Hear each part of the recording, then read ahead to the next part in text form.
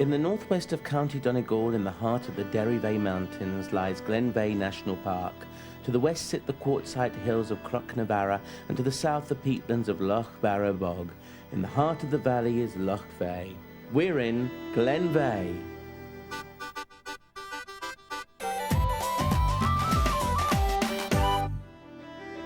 And to crown this perfect setting, it's even got its own fairy tale castle.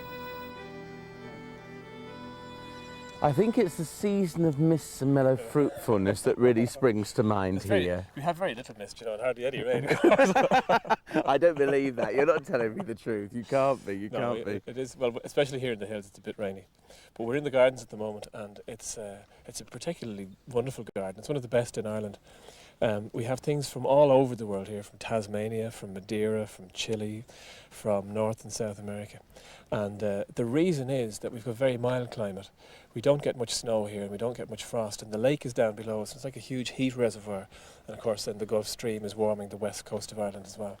So we have Italian cypresses, which really should be growing down on the lakes, the Great Lakes of Italy.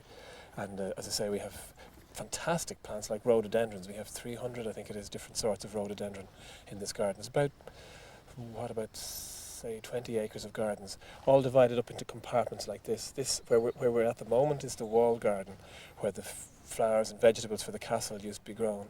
And then around us, it's a sort of a plantsman's paradise with all the different shrubs and trees and soft plants for people to see. Beautiful, rich earth there. Look how well, it's almost black, isn't it? It's 100 years of cultivation. Is it really? Yeah. So did people actually live in the castle itself that we can see there? Yes, yeah. The castle was built in 1870 by a man called John George Adair, and he was from the Midlands of Ireland, County Laois, and he evicted all the tenants from the estate here. There was a big falling out, and so he's a very unpopular man in the local and national history. But his wife was an American, and she stayed on until 1921, and she was regarded in a much better light, and there's still some very sort of warm memories about her. She endowed a lot of local schools, and she, generally speaking, looked after people. But the place really came into its own, I think, when it was bought by an Irish-American multi-millionaire called Henry McElhenny, who came from Philadelphia, and his grandfather had invented the gas meter. And Henry McElhenny used Glen Veagh merely as a summer house. His summer house was a castle with 25,000 acres around it. But he was a great art collector, and he brought over a lot of artists, a lot of great musicians, and generally had a tremendous social life, which he introduced to this very remote corner of County Donegal, as it was, of course, at that time. And he stayed here until 1983, and he developed the gardens and he developed the castle, and he really made it what we see today. It's stunning, really. I mean, I love the turret. You've got the curvatures. You've got the symmetry. You've got a bit of everything there. It's almost like a model castle, isn't it? It is, yeah.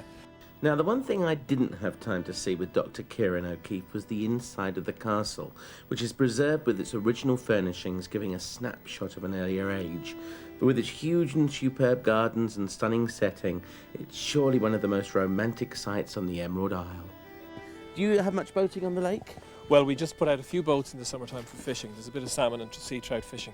Good sea trout in August and September. So there's a lovely little boathouse here. It's a beautiful flat day.